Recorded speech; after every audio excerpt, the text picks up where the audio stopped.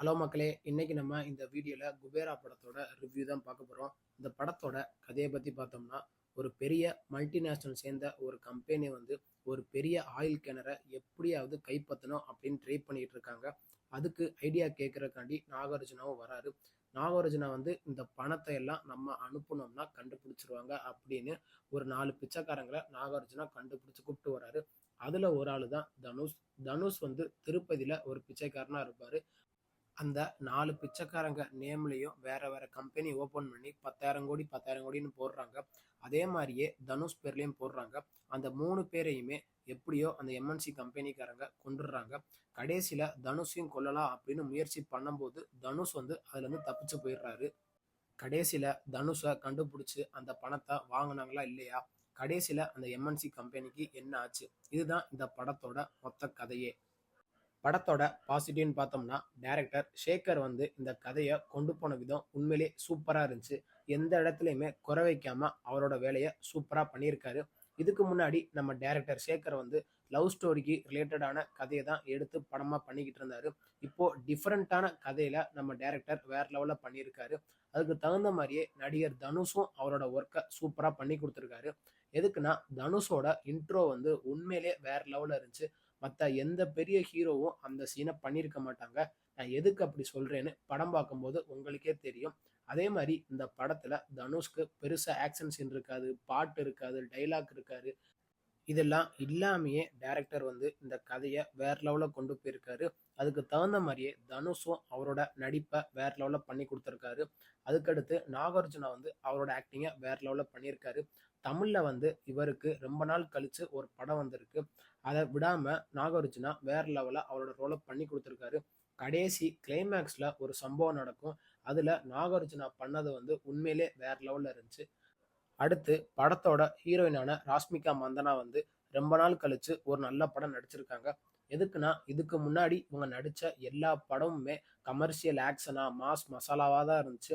ஆனா இப்போ கதைக்கு ஏத்த மாதிரி ஒரு நல்ல நடிப்பை இவங்களும் பண்ணியிருக்காங்க.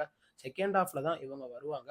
இவங்க வந்தாலும் ஒரு சீனு வந்து ரொம்ப முக்கியமான சீனா இருக்கும். அந்த பிச்சை போடுறது வந்து எப்படி பணக்காரங்க எதனால பிச்சைக்காரங்களை மதிக்க மாட்டேங்கிறாங்க அப்படின்னு சில டைலாக்லாம் இல்லாம ஒரு சீன் வச்சிருப்பாரு டைரக்டர். அதெல்லாம் டைரக்டர் வச்ச விதம் சூப்பரா இருந்துச்சு.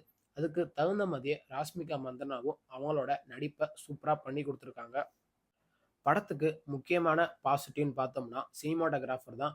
எதுக்குன்னா, சினிமாட்டோகிராஃபர் வந்து ஸ்டார்டிங்ல இருந்து எண்டு வரைக்குமே அவர் வச்ச ஆங்கிள் எல்லாமே ஒவ்வொன்றுமே வேற லெவல்ல இருந்துச்சு. அந்த திருப்பதியில தனுஷ் வந்து அந்த காரை துரத்திட்டு ஓடுவாரு. அதை காமிச்சதா இருக்கட்டும். அடுத்து அந்த பணத்தெல்லாம் கண்டுபிடிச்சு சில சம்பவம்லாம் நடக்கும். அதெல்லாம் சினிமாட்டோகிராஃபர் சூப்பரா காமிச்சிருப்பாரு. அதே மாதிரி தனுஷ் வந்து அந்த கொல்லியெல்லாம் வச்சு முடிச்சுட்டு கோயில் வாசல்ல ஏறி போவாரு. அதை வந்து டாப் ஆங்கிள் வச்சு காட்டியிருப்பாரு. அதெல்லாம் சினிமாட்டோகிராஃபர் உண்மையிலே வேற லெவல்ல வச்சிருக்காரு. அதை தியேட்டர்ல பார்க்கும்போது உண்மையிலே தரமா இருந்துச்சு. அதுக்கடுத்து இந்த படத்தோட பேக் போன்னு பார்த்தோம்னா நம்ம மியூசிக் டைரக்டர் டிஎஸ்பி தான். எதுக்குன்னா, இதுக்கு முன்னாடி அவர் போட்ட பாட்டா இருக்கட்டும், மியூசிக்கா இருக்கட்டும், அதெல்லாம் கேட்கும்போது என்னடா இந்த மனுஷன் இப்படி போட்டுக்கிட்டு இருக்காரே அப்படின்னு இருந்துச்சு. ஆனா இப்போ இந்த படத்துல இவர் வந்து கம்பேக் கொடுத்துருக்கோம் அப்படின்னு நம்ம கண்டிப்பா சொல்லலாம். நான் எதுக்கு அப்படி சொல்றேன்னு படம் பார்க்கும்போது உங்களுக்கே தெரியும். பேக்ரவுண்ட் ஸ்கோர்லாம் உண்மையிலேயே தியேட்டர்ல பார்க்கும்போது மாஸா இருந்துச்சு. அதுக்கு தகுந்த மாதிரியே நடிகர் தனுஷும் அவரோட ஒர்க்கை சூப்பரா பண்ணி கொடுத்துருக்காரு. டைரக்டர் எந்த இடத்துலையுமே குறை வைக்காம அவரோட கதையை நல்லா கொண்டு போயிருக்காரு. அதுக்கடுத்து படத்துல தனுஷ்க்கு காஸ்டியூம்னு பார்த்தோம்னா மொத்தமே 3 ட்ரெஸ் தான் போட்டிருப்பாரு. படத்துல சொசைட்டிக்கு ஏத்த மாதிரி சில மெசேஜ் டைரக்டர் வச்சிருக்காரு. பிச்சைக்காரங்களா இருக்கிறது வந்து எவ்வளவு கஷ்டம் அப்படின்னு டைரக்டர் சூப்பரா காமிச்சிருக்காரு. அதே மாதிரியே பணக்காரங்க நினைச்சா என்னனாலும் பண்ண முடியும், ஏழைங்க நினைச்சா இதெல்லாம் பண்ண முடியாது அப்படின்னு அந்த கருத்தையும் டைரக்டர் நமக்கு புரியிற மாதிரி சூப்பரா எக்ஸ்பிளைன் பண்ணியிருக்காரு. கடைசியில கிளைமேக்ஸ்ல எவ்வளவுதான் காசு இருந்தாலும் நம்ம பிரச்சனையெல்லாம் சால்வ் பண்ண முடியாது அப்படின்னு கடைசியில தனுஷ் சொல்ற மாதிரி ஒரு சீன் இருக்கும். அதெல்லாம் உண்மையிலேயே பார்க்கும்போது மாசா இருந்துச்சு. இந்த படத்தை எல்லாருமே ஃபேமிலியோட தியேட்டர்ல பார்த்து என்ஜாய் பண்ணுங்க. இந்த படத்துல பெருசா நெகட்டிவ்னு சொல்றதுக்கு ஒன்றும் இல்லை.